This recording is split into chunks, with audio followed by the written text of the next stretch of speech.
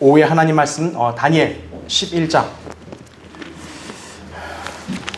자, 우리 다니엘 11장을 지금 좀 오래 하고 있죠. 그만큼 이 다니엘 11장은 신구약 중간사에 있을 일들에 대한 예언적인 측면을 또 살펴보면서 또 대환란과 적그리스도에 관한 또 예언의 이중적인 적용까지 우리가 살펴보다 보니 좀 시간이 이렇게 소요가 된 겁니다.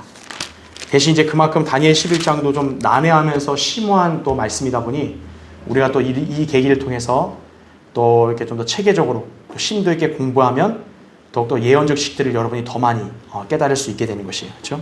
자, 그렇게 기억하시면서 자, 오늘 할 주제를 좀 더 이렇게 설명드리면 이제 적그리스도의 성향이 어떤 인물인가, 또 적그리스도가 어떤 힘을 주관하는가, 이거를 한번 보려고 합니다. 자, 우리 거기 37절 다니엘 11장 37절을 다시 보시면 또 그는 자기 조상들의 하나님이나 여자들의 원하는 바를 개의치 않으며 또 아무 신도 개의치 아니할 것이니 이는 그가 모든 것보다 자신을 높일 것임이라 말씀합니다. 자기 조상들의 하나님, 바로 유대인이라고 이렇게 지난번에 말씀드렸죠. 적그리스도가. 자, 이번에 해야 할 주제는 거기 보면 이 적그리스도가 자기 조상들의 하나님을 개의치 않는 것뿐만 아니라 또 뭐도 개의치 않아요? 여자들의 원하는 바, 이거를 개의치 않는다 이거죠. 자, 여기서 여자들의 원하는 바, 이 의미가 대체 무엇인가? 여러 의견들이 분분하지만 가장 적절한 해석을 꼽는다면 여성을 향한 남성의 성적 욕구예요. 자, 그래서 이거를 갖다가 적그리스도가 개의치 않는다. 그러니까 뭔가 성적으로 좀 이상한 인물이다라는 거예요. 여러분이 그렇게 알고 계시면 돼요. 성적으로 부패된 인물이다 보시면 돼요. 자, 그러면 이 여자들의 원하는 바에 대한 의미를 좀 더 한번 구체적으로 보면요. 자, 예전에 이제 주석가들이나 이 설교자들이나 교사들이 이 의미를 좀 알기가 쉽지 않았어요. 왜 그러냐면 우리가 이제 흔히 이제 이 성적인 영역은 옛날 같은 경우에는 그렇게 개방이 되질 않고 어떻게 보면 좀 비밀스럽고 항상 은밀했다 이거죠. 그런데 이제 시대가 어떻게 돼요? 갈수록 마지막 때가 다가가면서 이제는 이 성적인 영역이 뭔가 사람들로 하여금 이거는 좀 부끄럽거나 아니면 좀 이게 비밀스럽게 해야 된다, 이게 아니라 아예 공공연하게 이거를 드러내는 지금 추세다라는 거죠. 예. 그러니까 이 시대가 마지막 때에 가까워 오니까 우리가 이거에 대한 향상된 진리를 더 우리가 볼 수 있는 거예요. 그러니까 예전 분들은 이 부분을 좀 이해하기가 쉽지 않았던 거예요. 자, 어떤 의견이 있는지를 한번 설명드리면 지금 여기 보세요.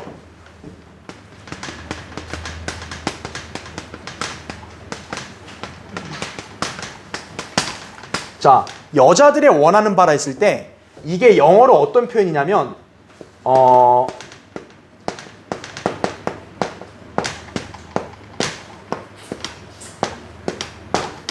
The desire of women, 이래서 여자들의 이 desire, 원하는 바라는 건데 이게 이제 단어 뜻이 어떤 그런 욕구, 갈망도 있고 또 성적인 욕구에 대한 뜻도 있어요, 이 단어가. 근데 이 단어가 이제 성경에서 처음에 언제 이렇게 쓰였냐면 창세기 3장 16절에 보면 이제 하나님께서 이브에게 말씀하실 때 이제 이브가 어쨌든 잘못을 했잖아요. 그래서 임신을 크게 늘린다고 말씀하면서 뭐라 그러냐, 여기서 너의 바람이란 말을 씁니다. 너의 바람이 누구에게 있다 그래요? 남편에게 있다라고 말합니다. 그래서 남편이 너를 주관할 것이다 라고 말씀했거든요. 이때 나온 단어가 바로 디자이어래요. 이게 바람이란 단어가. 그러니까 이게 성경에서 처음 쓰인 용어로 해석을 해볼 때는 자, 너의 바람이 남편에게 있다 했을 때 이 뜻이 바로 여자가 갈망하는 게 남편에게 종속되는 거구나, 이렇게도 해석해 볼 수 있는 거예요, 이 단어를 볼 때는. 그래서 예전에는 또 이렇게 해석하는 분들이 있어요. 그래서 여기 바람이라는 게 남편에게 종속된다. 그래서 여자는 원래 본성적으로 어때요? 남편에게 예속되고 속하기를 원하는 게 원래 본성적인 게 있는 거예요. 그래서 옛날 우리 어르신들도 여자들 항상 딸 얘기할 때 뭐라 그래요? 시집 잘 가면 된다 그러잖아요, 그냥. 그러니까 여자들이 원래 본성적으로 갈망하는 건 뭐냐면 남자에게 종속되고 남편이 자기를 주관해 주기를 바라는 거예요. 즉 다시 말하면 이게 뭐냐면 남편이 곧 가장이 돼서 가정을 다스려 주기를 열망하는 게 여자의 바람이다, 원하는 거다라고 해석해 볼 수 있다는 거죠. 그런데 적그리스도가 이거를 묵살한다 이거예요. 적그리스도가 여자들을 원하는 바를 개의치 않는다 그러니까, 그럼 만약 이걸로 해석하면 어떻게 돼요? 적그리스도가 여자들이 남편에게 종속되고 속하는 거를, 그 원하는 거를 묵살해 버린다는 거니까 그게 바뀌는 거겠죠. 그럼 적그리스도가 할 때는 어떻게 된다는 거예요? 여자가 남자에게 종속되는 게 아니라 여자가 남자를 주관하는 걸로 그렇게 몰아간다라고 해석할 수 있는 거예요. 예전에 이제 그렇게 해석을 한 거예요. 예. 그러니까 쉽게 말하면 여성 자유주의, 여성 인권을 옹호하는 그런 쪽으로 해석할 수도 있는 거죠. 그러니까 옛날에는 남자가 여자를 주관하고 여자는 남자 밑에서 보호를 받는 거, 이게 원래 여자들의 원하는 바, 바람이라 했는데 하나님이 남편에게 있다 그랬잖아요 원래. 근데 적그리스도가 이걸 묵살해 버린다라는 거죠. 만약 그 해석을 하면. 그럼 어떻게 되는 거예요? 이제 여자가 남자를 주관하게 되는 거죠. 자, 그래서 그게 예전 해석이에요. 근데 이거 제가 지금 말씀드리는 거는 이게 정답이 아니라는 거예요. 지금 여기 이 다니엘에서 적그리스도가 한다는 말이 이게 정답이 아니에요. 왜? 여성 신권 인장, 여성 자유주의를 지금 교회 시대, 이 시대에도 그렇게 벌써 다 돼 있잖아요. 적그리스도가 이걸 강력하게 밀어붙이고 옹호하는 게 아닌 이상은 이거 적그리스도가 이런 특성을 보인다, 이게 해석하기는 좀 약간 무리가 있다 이거예요. 그럼 두 번째는 어떤 해석이 있었냐? 이 여자들의 원하는 바를 유대인 여성의 열망으로 이렇게 해석한 분도 있어요. 여자들의 원하는 바를 유대인이 여성이 열망하는 걸로 해석했어요. 그럼 유대인 여성은 뭘 열망했냐면 메시아를 낳는 거를 보통 열망한다라는 거죠. 메시아 출생. 그러니까 유대인 여자들의 보통 바람이 그렇다는 거예요. 메시아를 낳는 거, 자기 배를 통해서 메시아 낳는 거다 이거예요. 그런데 적그리스도가 원하는 바를 개의치 않는다 그러니까 적그리스도가 그리스도로 자청하고 이거를 아예 예수 그리스도를 배제를 시켜버리는 거, 이렇게 해석한 사람도 있어요. 근데 그것도 역시 설명이 빈약하고 좀 약간 어리석어요. 그런 설명은. 네. 그러니까 이것도 역시 안 맞아요. 그러면 그나마 좀 적절하게 근접하게 해석한 주석가는 어떻게 했냐면 이 여자들의 원하는 바를 남성의 어떤 성적 욕구로 해석을 한 거예요. 즉 여자를 향한 남성의 성적 욕구다, 이 말 뜻은 여자들의 원하는 바, 디자이어라는 것은 이렇게 해석한 거예요. 근데 이게 사전적으로 볼 때도 디자이어라는 단어에는 성적 욕구도 있어요. 그러니까 이게 그나마 해석이 맞아요. 그나마 적절해요. 그런데 이거를 해석했던 주석가, 이제 뭐 이름까지 기억할 건 없어요. 아담 클라크라는 주석가인데 이 사람이 그거는 잘했는데 이 사람이 이거를 이제 어디다가 적용을 시켰냐면 카톨릭의 독신주의에다 적용시킨 거예요.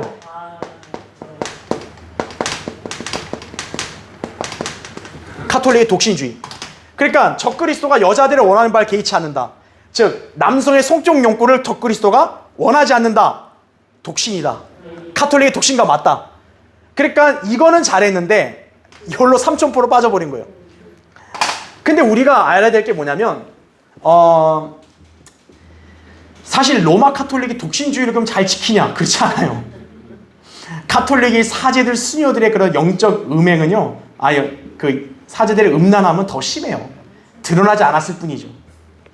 실제로 제가 예전에 한 신문을 보니까 미국의 어떤 한 카톨릭 교구에서 사제들이 아동 성추행을 많이 범죄 저지른 그 언론인 보도가 나왔어요. 그래서 사실 이 해석도 적합하지 않은 거예요. 그 대신 우리는 여기서 뭘 볼 수 있냐? 성경에는요, 여성에 대한 그런 남성의 성적 갈망을 언급하는 말씀들이 있어요. 여러분 그 교환에 밑에 첫 번째 밑으로 내려와서 괄호 4번 보세요. 성경에는 여성에 대한 남성의 성적 갈망을 언급하는 말씀들이 있다 그랬어요. 거기 신명기 21장 11절 나오죠. 그 사로잡힌 자들 가운데 한 아름다운 여인을 보고 그녀에게 마음이 끌려 그녀를 내 아내로 삼고자 하거든, 이렇게 말합니다. 그러니까 성경에는요, 여자가 남자에게 끌려서 여자가 남자를 선택하는 이런 내용은 거의 없어요. 오히려 남자가 그 여자의 아름다움에 반해서 이 사람의 마음에 들리고 마음에 이끌리고 이 사람을 데려가려고 하는 그런 내용들이 많다고요. 오히려 성경은. 그러니까 여자들이 원하는 바가 바로 여성을 향한 남성의 이런 성적인 갈망이다. 이렇게 보는 게 성경적으로 어떻게 보면 가장 적절한 거예요. 또 거기 솔로몬의 노래 7장 10절 교환해 보면 나오죠. 자, 솔로몬의 노래는 신랑과 신부의 사랑을 나타내요. 그래서 거기 신부가 고백하는 거예요. 나는 나의 사랑하는 이의 것이며 그의 사모함은 뭐라 그래요? 나를 향해 있도다. 신랑이 여자 신부를 향해서 사모함으로 마음이 간다는 거죠. 이게 바로 여자들이 원하는 바에 대한 적합한 해석이라 볼 수 있는 거죠. 그러니까 사실 남자가 여자의 어떤 그런 아름다운 면을 보고 마음이 끌려가는 것, 어떻게 보면 그것도 인간에 있는 원래 그런 욕구예요, 그게. 근데 그 욕구가 이제 잘못 분출되면 어떻게 되는 거예요? 이제 성범죄가 일어나는 거죠. 그게 잘못되면. 그러니까 하나님께서 주신 것은 남자가 여자에게 마음이 끌리고 사랑하고, 그래서 여자가 그 남자를 택하고 결혼해서 가정을 이루고, 이게 정상적인 어떤 그런 성적 활동이고 또 가정을 이루는 거예요. 예, 하나님께서 그렇게 하신 거죠. 자, 그래서 그거를 무시해버리고 자기 욕망대로 막 자꾸 하게 되면 어떻게 돼요? 간음과 음행을 저지르는 거죠, 그게. 그래서 대표적으로 누구냐면 다윗이 그런 거죠. 사무엘하 11장에 다윗이 밧세바의 목욕하는 모습 보고 그걸로 간음을 했잖아요. 큰 죄를 저질렀죠. 또 마태복음 5장 28절에도 이렇게 음욕을 갖고 이렇게 여성을 쳐다보면 결국 음행한 거다. 이렇게 또 말씀을 하죠. 예. 자, 그래서 이 여자들의 원하는 바, desire, 이런 성경의 이런 용어를 볼 때는 여기서는 여성을 향한 남성의 성적 욕구가 더 맞다라는 거죠. 그러니까 제가 아까 여기서 1번 얘기할 때 너의 바람, 이것도 성경에 나와 있으니까 맞아요. 근데 여기 다니엘 11장의 그 용례하고는 안 맞는다는 거예요. 다니엘 11장의 용례는 그나마 남성의 성적 욕구가 맞다라는 거예요. 자, 그런데 그게 왜 맞는지가 이유가 있어요. 자, 교환 두 번째 보세요. 자, 적그리스도가 지금 여기 나온 대로 여자들의 원하는 바를 개의치 않을 거라 그랬죠. 그럼 여러분이 그 남성의 어떤 그런 성적인 어떤 그런 욕구, 이거를 여기다 적용시켜 봐요. 즉, 적그리스도가 여자들의 원하는 바, 그런 성적 욕구를 여성을 향한 남성의 그런 자연스러운 성에 대한 관심을 뭐예요? 개의치 않는다라는 거죠. 즉, 여성을 향한 성적인 욕구를 묵살한다는 점. 그럼 무슨 의미겠습니까, 그게? 적그리스도는 남자죠, 분명히. 적그리스도는 중성이 아니라 한 인간으로 나타나는데 분명히 계시록 13장에 남자로 표시돼요. 남자가 여성을 향한 욕구가 있는 게 정상인데 적그리스도가 개의치 않는다. 바로 뭐겠습니까? 적그리스도는 동성연애자라는 것을 여기서 나타내는 거예요. 즉, 여자들의 원하는 바를 개의치 않는다. 동성연애자라는 것을 여기서 지금 예언적으로 알려주는 것이에요. 즉, 적그리스도가 군림하는 대환란 때 세상은 성적 부패가 극심하여 온갖 성도착, 그 다음에 뭐예요? 변태 성욕이 횡행할 것이다라는 거예요. 대환란 때는. 그러니까 성적인 것들이 완전히 지금 음란한 것들이 이제 아주 이제 넘쳐난다라는 거죠. 그리고 성적인 부패가 만연해진다라는 거죠. 왜냐하면 그 대환란 때 다스릴 왕인 적그리스도 자체가 이미 동성연애자인 거예요. 자, 그래서 여러분이 여기서 기억해야 될 게, 그러니까 제가 아까 얘기한 1번, 2번, 3번 중에서 1번은 좀 의미가 성경적으로 할 수 있겠지만 여기 다니엘 11장에서는 그게 아니다라는 거죠. 그래서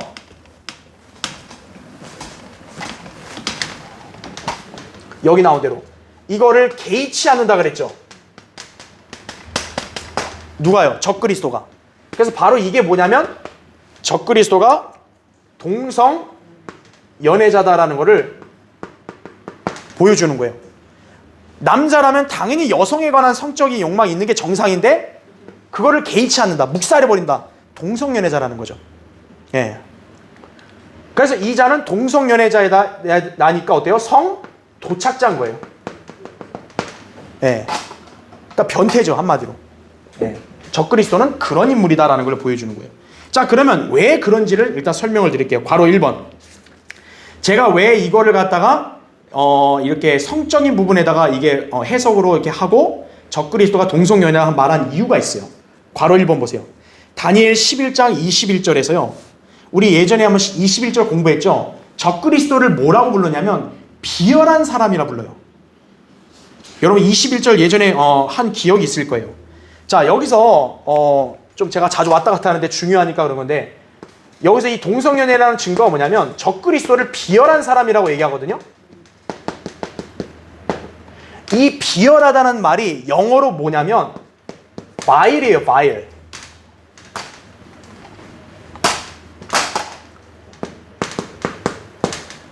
그러니까 이 vile이란 단어의 뜻이 뭐냐면은 이게 성적인 부패와도 연관되어 있는 단어예요. 이 단어가. 그러니까 왜 성령님께서 다니엘 11장 21절에 북조왕을 얘기할 때 역사적으로 시리아 왕인데도 예언적으로 적그리스도를 말할 때 왜 그를 비열한 사람이라 하필 썼냐 이거예요. 그러니까 이거의 의미는 당연히 기본적인 의미가 있지만 영어 단어로 바일이라는 단어를 성령님이 쓴 이유가 뭐냐면 바로 아까 여기 얘기한 대로 여자들의 원하는 바를 개의치 않는 동성연애, 바로 이 자가 성적인 부패를 조장할 사람이라는 것을 암시해 주는 거예요. 그래서 바일이란 말을 쓴 거예요. 자, 이 단어가 성경에서 쓰인 용례를 예를 들자면 어디에 있냐면 재판관기 19장에 보면 이제 이제 베냐민 거기 기브아에 있는 사람이 베들레헴 유다에 있는 사람이 젊은이가 이제 자기 첩을 데리고 여행을 하다가 기브아 쪽에 이제 유숙을 하는데 이제 거기서 유숙하는데 거기가 동성연애자들이 많은 거예요. 남색자가. 그러니까 어떤 노인이 이제 그 첩하고 이 남자 젊은이를 영접해서 집에서 모시는데 그걸 알고 이 동성연애자들이 찾아가지고 저 남자 당장 끌어내라. 내가 알고자 한다. 그러니까 쉽게 말하면 남자를 건드리겠다는 막 얘기하죠. 그러니까 그 노인이 놀래가지고 그 사람들에게 하지 마라. 첩을 주겠다. 그러면서 뭐라고 얘기하냐. 재판관기 19장에서 그런 너희들이 하는 짓을 뭐라고 하냐. 비천한 짓이라 그래요. 이때 비천한 짓이란 말 쓸 때도 역시 뭐예요? 바일이란 말 쓴 거예요. 성령님이. 바로 왜 그럴까요?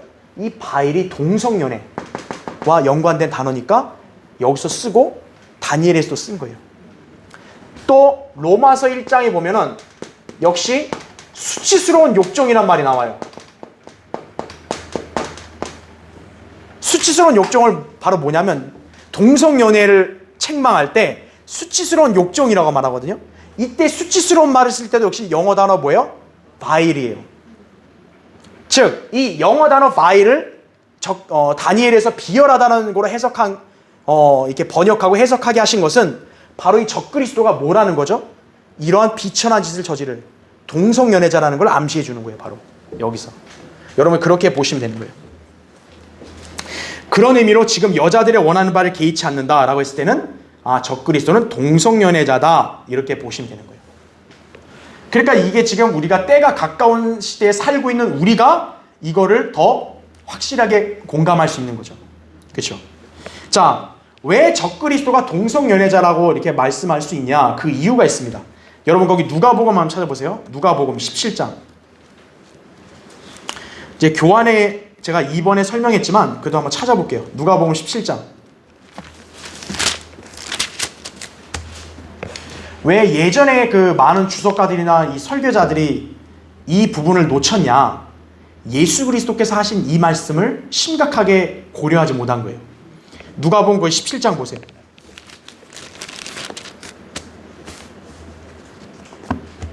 자, 누가복음 17장 26절을 보면요. 자, 이렇게 나옵니다. 26절에 노아의 날들에 일어났던 것 같이 인자의 날들에도 그러하리라 그랬습니다. 자, 지금 이 누가복음 17장은 대환란에 대한 예언을 말씀하거든요. 근데 예수님께서는 지금 대환란을 노아의 날들과 같다 그래요. 그렇죠? 그럼 왜 그러냐 했더니 노아가 방주 들어간 날까지 그들은 먹고 마시고 장가고 시집가고 그냥 우리는 이 구절만 보고 그게 이 마지막 때랑 비슷한가 보다 이렇게 생각했잖아요. 근데 거기 28절을 보세요. 그것은 또한 롯의 날들에 일어났던 것과 마찬가지라. 자, 이번에는 예수님께서 대환란을 또 뭐에 비유를 해요? 롯의 날들로 비유합니다. 역시 이유가 그들은 먹고 마시고 사고 팔고 심고 건축하였으나 그랬죠. 그러니까 이것만 보고 표면적으로 하나님을 말씀을 듣는 게 아니라 막 시집가고 장가고 먹고 살고 이것만 생각하는구나 이렇게 생각하는데 그거보다 더 한 단계 더 깊은 의미가 있는 거예요. 노아의 날들과 왜 롯의 날들로 비교했냐? 두 날들의 공통점이 있어요. 둘 다 노아와 롯이 있던 때 세상이 소돔 성읍이 멸망했죠.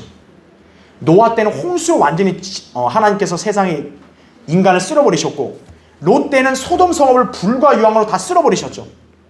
그럼 하나님이 그 지면의 인간들을 다 죽이실 정도로 분노하신 이유가 뭐예요? 노아 때나 롯 때나 뭐 때문에 그런 거예요? 모두 성적 부패와 연관이 있는 거죠. 노아 때는 하나님의 아들들이 사람의 딸들과 그런 비정상적인 결합을 했단 말이에요. 그렇죠? 성적인 문란을 일으켰어요. 부패. 그래서 다 쓸어버린 거죠. 예. 그 다음에 롯의 때는 언제예요? 롯의 때는 바로 뭐예요? 우리가 잘 아는 소돔은 동성연애의 죄가 아주 극심했죠. 그걸로 멸망했죠. 모두 두 날들의 공통점은 다 성적인 부패와 연관이 있다는 거예요. 그러니까 대환란도 뭐예요? 바로 성적인 부패가 만연할 거다라는 거죠. 그러니까 하나님께서 도저히 이걸 쓸어버리지 않고는 견디실 수 없는 거예요. 성도착, 변태적인 성행위가 이게 아주 성행할 거다라는 거죠. 그 다음 페이지 보세요. 특히 롯이 거했던 그 밑에 괄호서 한번 보세요. 롯이 거했던 소돔, 여러분 소돔 성읍이 바로 뭐예요? 전형적인 동성연애자들의 거주지죠. 이 소돔 성읍이. 그런데 흥미로운 게 있어요. 성경에서는요 대환란 때 예루살렘이 영적으로는 소돔과 이집트라고 불린다고 말씀하세요.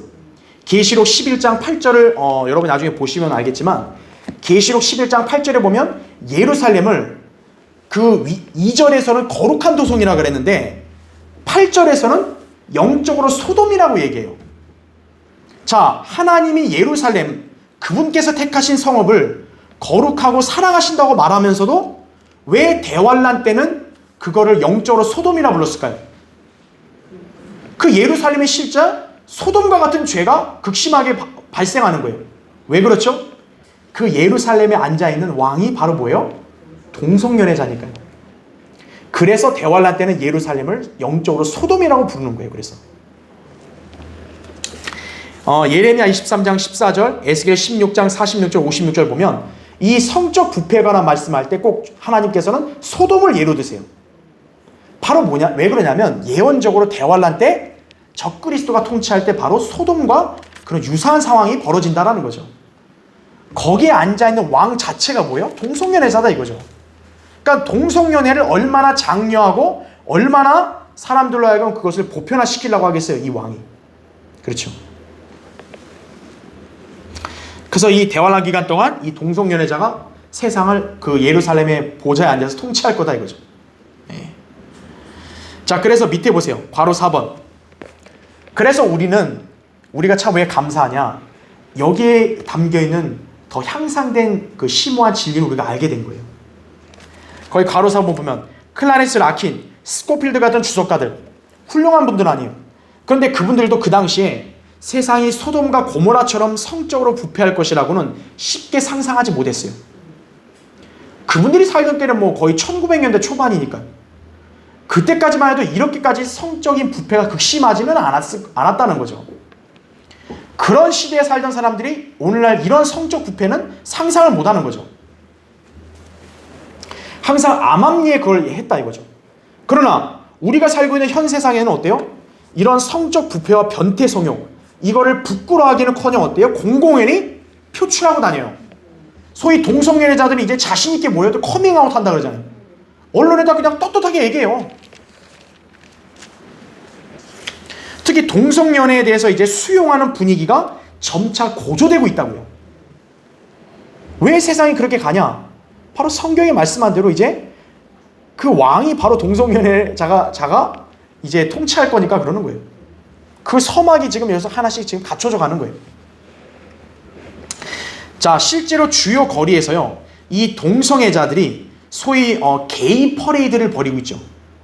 막 거리를 막 지나면서 동성애자들끼리 자기들끼리 거리 퍼레이드 한다 그러고 또 지금 우리나라 같은 경우 퀴어 축제를 한단 말이에요.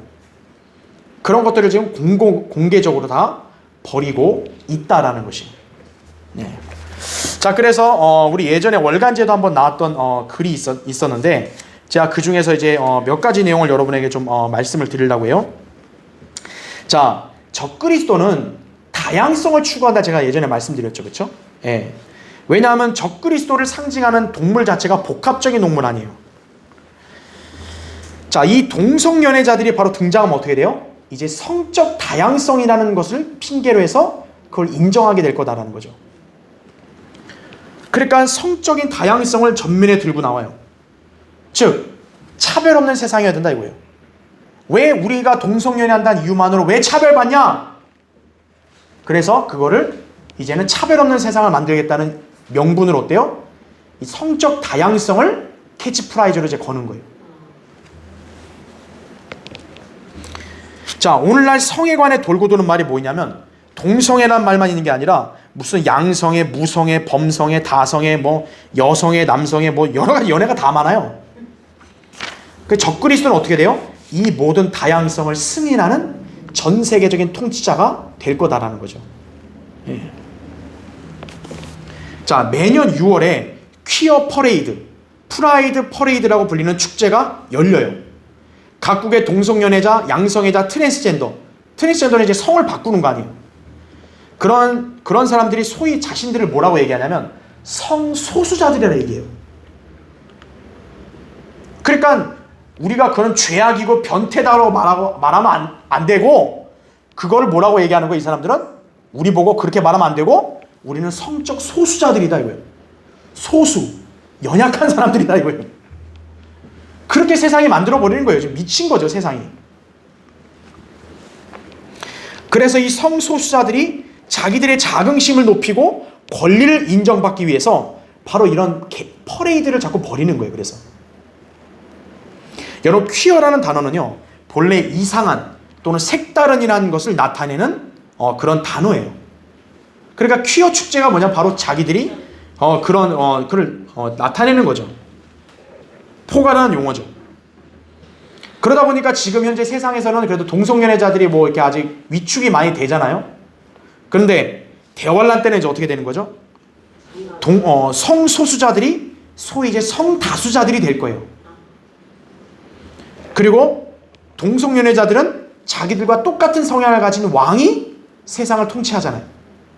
그 동성연애자들의 자긍심은 얼마나 하늘을 찌르겠어요, 그때. 대환란 때는. 그때는 우리처럼 정상적인 성경적인 얘기하면은 이거 역적이 되는 거고, 그때는 동성연애가 정상적인 게 돼버리는 거예요. 대환란 때는. 바로 성도착, 성부패가 완전히 이게 만연하게 되는 게 대환란이라는 거죠.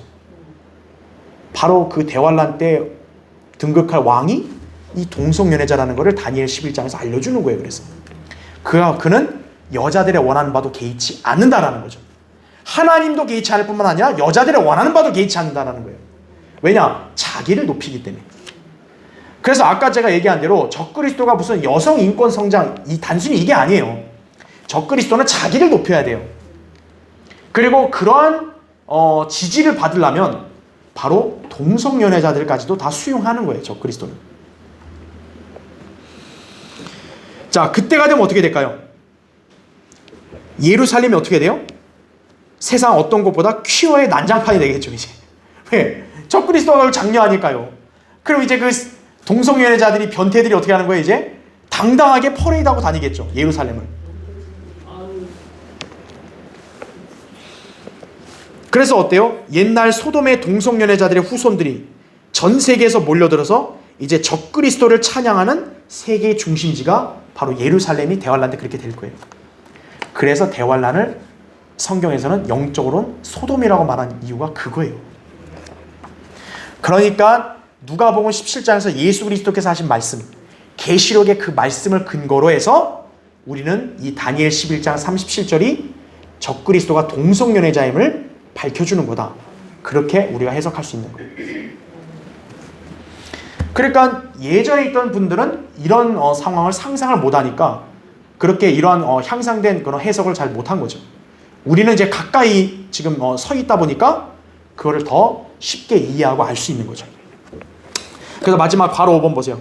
그러므로 현재 이 세상이 동성연애를 허용하는 방향으로 움직여가고 있는 것은 장차 대환란 때 적그리스도의 치리를 자연스럽게 준비하는 서막인 것이다. 그렇게 보면 되는 거예요.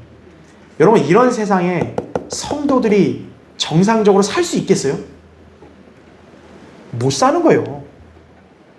근데 감사하게도 우리 어때요? 이전에 주님이 우리를 데리고 가시죠. 그렇죠? 네.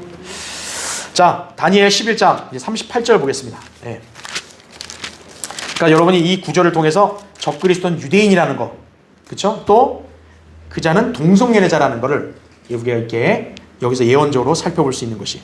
자, 그다음 38절 보세요. 38절에 그러나 그의 자리에서, 이제 적그리스도의 자리에서요, 그가 군대의 신을 공경하리니 그의 조상들이 알지 못했던 신을 그가 금과 은과 보석과 보물들로 어때요? 공경하리라. 자, 이 말씀은 무슨 의미인가?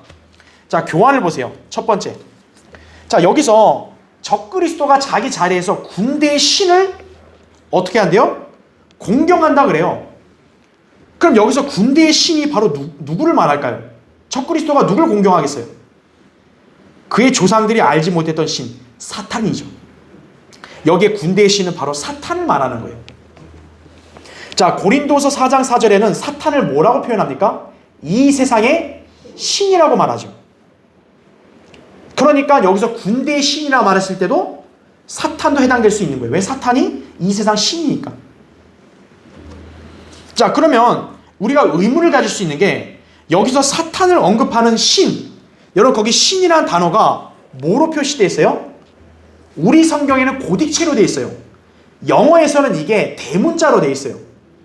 그럼 우리가 알기로 God, 신이라는 이 단어, God이 대문자로 될 때는 하나님을 뜻하거든요. 근데 여기서는 사탄을 얘기할 때 왜 대문자를 썼냐 이거예요. 군대의 신을 얘기할 때. 왜 여기서 대문자 썼냐면, 사탄이 여기 언급된 바로 이 군대를 지배하는 최고의 신임을 말하기 위함이에요. 즉, 사탄은 여기서 말한 대로 군대의 최고 신인 거예요. 자, 그럼 여기서 이제 볼게요, 우리가. 자, 이제 아까 우리 이건 봤고.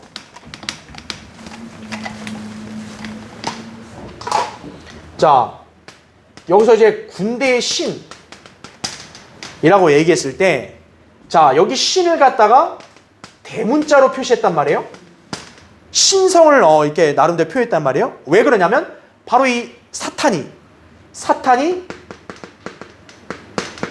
이 군대의 최고 신이기 때문에 그래요. 그렇죠. 실제로 보면은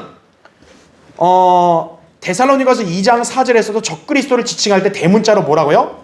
God, 하나님으로 표기합니다. 적그리스도가 자기를 하나님처럼 보인다 그러잖아요. 자기를 하나님처럼 높인단 말이에요. 그때도 성경에서는 대문자로 써요. 그러니까 사탄도 신으로서 그렇게 하나님을 흉내내는 거죠. 자, 그럼 두 번째 보세요. 자, 여기서 군대라는 말을 썼단 말이에요. 그러면 여러분이 볼 때 이 군대가 우리가 알고 있는 무슨 뭐 이렇게 치고받고 싸우는 그런 집단을 하는데, 여기서의 군대는 그런 개념이 아니에요. 여기서 군대가 영어로 뭐냐면 force예요. 이 force가 뭘 뜻하고 있는 거냐면 바로 우리가 흔히 아는 우주 있죠. 우주의 전자기력, 전기, 이거를 뜻하는 단어예요. 즉 다시 말하면 적그리스도는 뭐라는 거예요? 우주의 전자기력 있죠. 우주의 전기기력 있죠. 전기의 힘, 에너지 있죠. 전자기력 에너지. 바로 이것을 관장하는 최고의 신이라는 걸 보여주는 거예요. 그래서 사탄은요, 바로 전기를 관장한다는 걸 아셔야 돼요. 번개, 전기와 연관이 있다는 걸 꼭 기억하셔야 돼요. 그래서 여기 나온 대로 이게 사탄은 바로 뭐와 연관되냐? 번개, 전기, 연관돼 있다 보시면 되는 거예요. 자, 일단 교환을 먼저 볼게요. 그 밑에 교환의 두 번째 보세요. 군대, force라 했을 때는 물리적인 힘, 그러니까 에너지죠. 에너지나 우주의 어떤 전자기력, 어떤 전기의 개념으로도 사용될 수 있다라는 거죠. 즉 여기서 군대의 신이라 했다면 사탄은 바로 이런 우주의 에너지, 어떤 전기, 이것을 갖다가 관장하는 최고의 신이다 이렇게 볼 수 있는 거예요. 적그리스도는 바로 이 군대의 신 사탄을 공경하는 거예요. 자, 사탄은요 성경에서 보면 번개와 연관돼 있어요. 그 누가복음 10장 18절에 보면 예수님이 초림 당시에 이런 말씀했거든요. 사탄이 하늘에서 번개처럼 떨어지는 것을 내가 보았노라 이렇게 말씀하여. 누가복음 10장 18절에 사탄이 하늘에서 번개처럼 떨어졌다는 말이에요. 사탄이 번개와 연계되어 있는 거예요. 자, 그래서 우리가 뭘 볼 수 있냐면 사탄이 이 우주의 전자기력 에너지를 관장하니까 번개와도 연계되어 있고 해서 여러분도 알다시피 대환란 때 사탄이 기적을 행하는 것 중에 하나가 뭐예요? 하늘에서 불을 내리잖아요. 바로 사탄이 어떤 힘으로 도대체 하늘에서 불을 내리냐? 바로 이 전자기력 에너지 번개를 이용해서 하늘에 불을 내릴 수 있다라는 걸 알려주는 거예요. 계시록 13장 13절에 또 큰 이적들을 행하는데 심지어는 사람들 앞에서 불을 하늘에서 땅 위로 내려오게 하더라 라고 말합니다. 아니 도대체 어떻게 사탄이 하늘에서 불을 때려오냐 이거죠. 바로 우주의 그런 전자기력, 번개 이거와 연계되어 있다 보니까 사탄이 그거를 최고의 신이다 보니까 그거를 관장해서 그 힘으로 불을 땅에다 끌어내릴 수 있다는 거예요. 바로 그걸로 인간들을 속이는 것이죠. 자, 놀랍게도요 적그리스도가 이 군대의 신을 공경하기 위해서 아까 우리 38절 보니까 뭐로 공경한다 그래요? 금과 은과 보석과 보물이라 그러잖아요. 자, 흥미롭게도 여기서 금이 가장 많이 나오죠. 먼저 이 금이라는 물질은요 전기를 잘 통하게 하는 물질이라 그래요. 그러니까 이 금을 적그리스도 이 대환란 때는 어때요? 금이 우상 숭배에도 많이 활용되고 그리고 금을 굉장히 이렇게 상업적으로도 많이 이용하잖아요. 바로 이 금이 전기를 잘 통하게 하는 물질이라 그래요. 그러니까 적그리스도가 이 전기를 관장해서 어때요? 불도 일으킬 수 있다는 거죠. 자, 밑에 보세요. 괄호 2번. 자, 전자기력. 자, 이 전자기력은요 번개와 연계됐을 뿐만 아니라 적그리스도의 통치 기간 동안 바로 전기를 관장하잖아요, 마귀가. 그래서 인터넷으로 세상을 노예로 삼는데 사용될 것이다 라는 거예요. 여러분 거기 교환에 나오죠. 하박국 1장 15절 보면 이렇게 나옵니다. 사람들이 그것들 모두를 뭐라 그래요? 낚시로 들어올리고, 낚시란 말이 쓰여요. 그 다음에 그물로 잡아서 끄는 그물에 그것들을 모아놓고 기뻐하고 즐거워하나이다 라고 말합니다.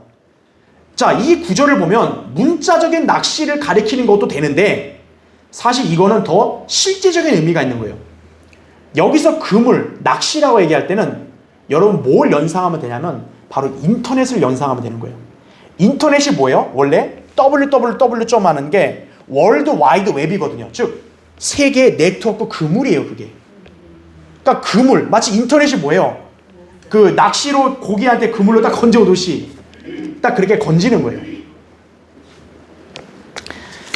그래서 고기 낚는 그물과 낚싯줄, 현대 TV, 라디오, 인터넷에 적용될 수 있다는 거죠. 왜냐하면 그런 네트워크가 바로 뭐예요? 마치 그물로 연결되듯이 다 연결되잖아요, 전부 다. 그래서 여기 보면 이 사람들이 낚시로 끌어올린 다음에 그물로 다 잡아놓고 기뻐한다 그랬잖아요. 소위 이런 네트워크를 통한 상업적인 유익을 누릴 그런 자들의 상태를 여기서 보여주는 거죠. 그런 걸 딱 그물 미끼 던져주면 어때요? 상업적으로 이렇게 미끼 던져주면 인터넷이든 TV든 다 그걸로 본 사람들은 다 빠져들죠. 그러면 뒤에서는 어때요? 그걸로 이거 고기 낚았네. 좋다. 이런 것과 똑같은 그런 상황이라는 거예요, 그게. 그래서 적그리스도는 세상 죄인들을 사로잡을 용도로 이 같은 도구들을 바로 뭐로 사용하는 거예요? 전기로 사용할 것이다, 그죠? 그래서 여러분이 아셔야 될 게 바로 전기는 마귀가 관장하는 거예요. 그래서요, 때로는 신실한 신약 교회가 이렇게 예배를 드리고 어떤 모임을 하고 집회할 때요, 갑자기 정전이 되는 경우도 있어요. 그런 거를 경험한 그런 케이스도 있어요. 갑자기 정전이 돼요. 갑자기 마이크가 안 나와요. 전기를 마귀가 관장하기 때문에 때로는 그걸로 방해하기도 한다는 거예요. 그래서 여러분은 그런 진리를 여기서 배워야 되는 거예요. 적그리스도가 군대 신을 공경한다? 군대 신이 뭐야 대체? 뭐 육해공군 이게 아니라는 거죠. 바로 에너지, 우주의 전자기력, 번개 이런 것들을 마귀가 관장한다는 거죠. 그 최고 신이라는 거죠. 예. 그래서 밑에 보세요. 괄호 3번. 피터 락크만 목사님은 항상 라디오, TV, 컴퓨터와 전기는 마귀에게 속한 것이라고 그렇게 생각했다고 해요. 락크만 목사님은 구원받고 사역을 시작한 이후부터 주님 앞에 갈 때까지도 TV나 라디오나 컴퓨터 전부 다 마귀가 쓰는 도구라고 얘기한 거예요. 지금 여러분이 갖고 있는 스마트폰, 인터넷 다 마찬가지예요. 방금 성경적으로 조명해 볼 때 다 바로 그거를 최고 관장하는 신이 마귀인 거예요. 그러니까 우리는 그런 것들에 마음을 뺏기면 안 되는 거예요. 우리가 복음을 전하고 진리의 지식을 가르치는 데 있어서 그런 용도를 쓸 수는 있지만 그건 어디까지나 그 용도일 뿐인 거예요. 거기에 마음을 뺏기면 어때요? 마귀에게 속는 거라는 거예요. 바로 그 전기, 이런 것, 에너지를 관장하는 게 사탄이다라는 거죠. 예. 그래서 사탄이 바로 이렇게 하니까 어때요? 대환란 때도 불을 만들어서 내리게 하고 그러는 거예요. 자, 우리가 예전에 공부할 때 적그리스도의 표를 계시록에 공부할 때 여러분 적그리스도의 표가 어떤 표시자라 해서 X자라는 말 많이 했죠. 그래서 어떤 단어들 볼 때 영어 X자가 들어가는 것들은 거의 웬만하면 다 마귀와 연관된 것들이 많아요. 대표적으로 여우, 헤롯을 예수님께서 여우라고 비유했거든요. 누가복음에 보면 여우를 영어로 뭐라 그래요? 폭스라 그래요. 역시나 X가 있죠. 그렇죠. 적그리스도의 표가 X라고 했을 때 우리가 전기에 관련된 온갖 용어들에 대해서도요 모두 뭐가 들어가냐? X자가 들어가요. 그러니까 이거는 결국 우연이 아니라는 거예요. 락커 목사님은 그걸 아주 너무나 잘 정리를 해놓은 거예요. 그래서 제가 여러분들에게 그 정리된 내용을 간략하게만 예를 좀 들려고 그래요. X자로 우리가 적그리스도에 대한 정보를 찾을 수 있다고 이렇게 전기에 대한 부분을 말씀하셨는데 여기 전기 케이블 중에 BX 혹은 MX라는 게 있어요. 두 개의 전선과 하나의 접지선이 나선형 모양으로 쌓여져 있거든요. 거기에도 X라는 단어가 들어가고요. 그 다음에 BX나 MX 전기 케이블 끝에 붙어있는 붉은색 제품의 상품명이 뭐냐면 레드 데블이에요. 레드 데블.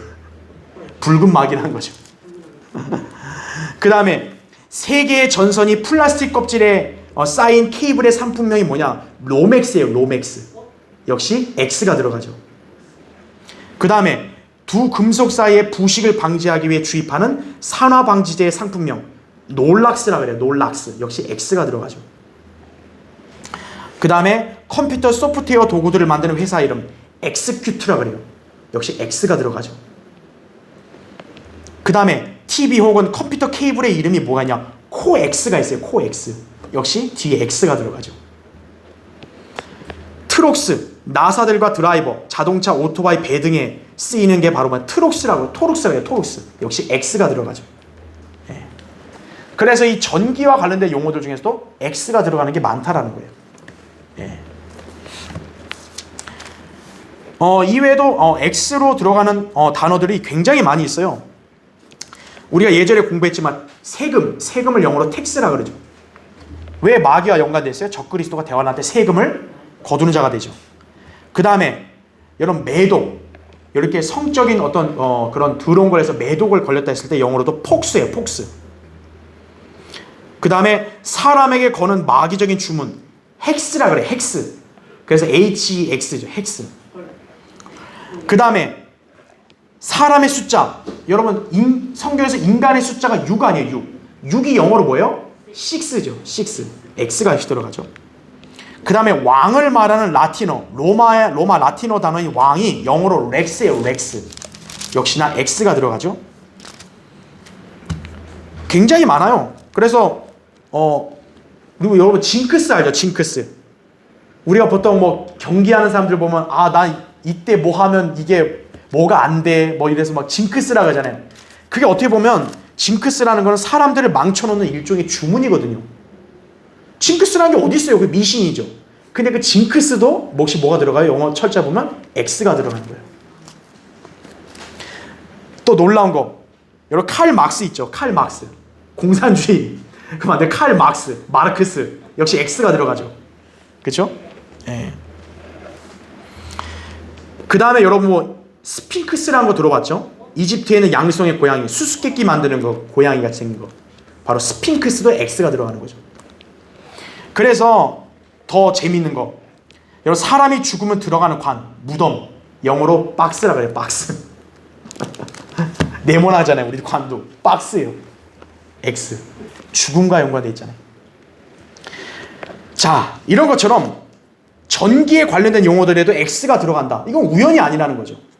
바로 전기를 관장하는 최고의 신이 마귀라는 거예요. 그걸 여러분이 기억해야 돼요. 그거를 이 다니엘 11장에서 알려주는 거예요. 예. 그래서 밑에 보세요. 괄호 4번. 우리가 군대를 에너지의 개념으로 볼 때 적그리스도는 어떤 최첨단 전자장치 같은 그런 초고출력 에너지 무기들을 이용할 것이라는 암시를 여기서 엿볼 수 있다는 거죠.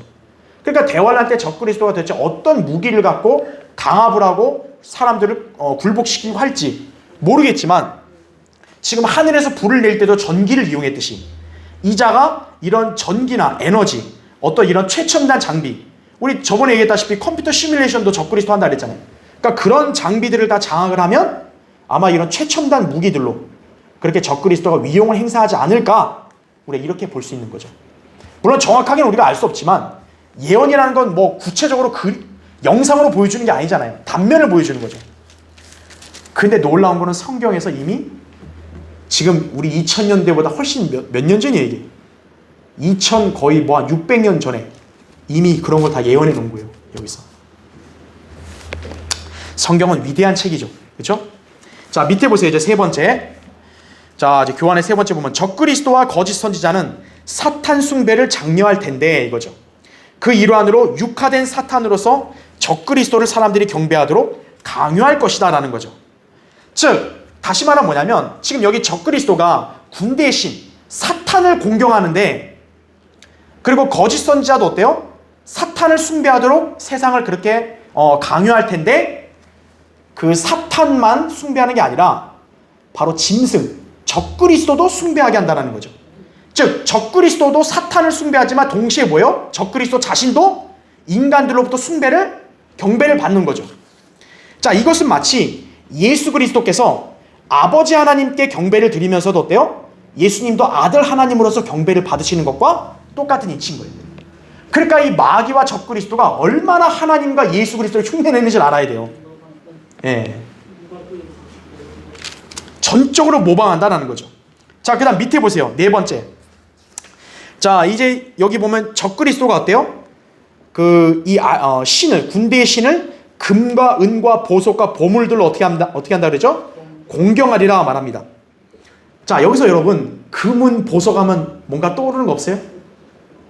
우리 그리스도의 심판석에 우리가 주님을 위해 선을 행한 일들이 다 뭐로 남아요? 금, 은, 보석. 이걸로 우리가 주님을 공경하잖아요. 근데 적그리스도가 어때는 거예요? 금은 보석으로 또 사탄을 공경하는 거예요. 아주 따라하죠. 그죠? 자, 그래서 사탄이 그러면 이것들로 어떻게 공경을 하냐라고 하면요, 당연하죠. 사탄은 금은 보석들로 우상들을 만들어서 사탄을 숭배하게 될 거다, 그죠? 공경하게 될 거다는 거죠. 그래서 계시록 9장 20절에 나온 대로 우상을 만들 때 바로 이 금은 보석들을 다 이용할 것이다 라는 거고요. 또 큰 창녀인 종교적 바빌론, 그렇죠? 카톨릭의 장식품에도 이 금과 은과 보석이 많죠. 그래서 로마 카톨릭은 굉장히 부유하다고요. 그래서 계시록 17장 4절에 보면 그들의 손에 들고 있는 잔도 보통 잔이 아니라 뭐요? 금잔을 드는 거예요. 금잔. 그리고 계시록 18장 2절에 보면 경제적 바빌론의 상품들이기도 하다는 거죠. 여기에 금은 보석이. 여러분 이제 이거 성경 구절 한번 집에 가서 나중에 찾아서 보세요. 분명히 그 품목들 나열해서 금은 보석이 나온다고요. 자, 사탄은 성도들의 신실한 섬김을 보상하시려고 주님이 사용하는 그 물질들의 유형을 취해서 그것들을 자신을 숭배하는 데 사용하도록 변질시킬 것이다 라는 거죠. 그래서 우리가 기억해야 될 게, 이 세상에 이렇게 안 좋은 것들 있잖아요. 그 대다수들은요, 갑자기 생겨난 게 아니고 선한 것들이 변질된 거라고 생각하시면 돼요. 밥존 시니어는 아주 그렇게 훌륭한 말을 한 거예요. 이 세상의 나쁜 것들은 모두 선한 것들이 왜곡돼서 나온 거다 그런 거예요. 자, 보세요. 사랑. 얼마나 아름다운 거예요. 그 사랑이 왜곡되니까 뭐가 나와요? 간통이 나오는 거죠. 동성연애가 나오는 거죠. 그렇죠. 네. 또 뭐도 있어요. 이런 경배와 찬양.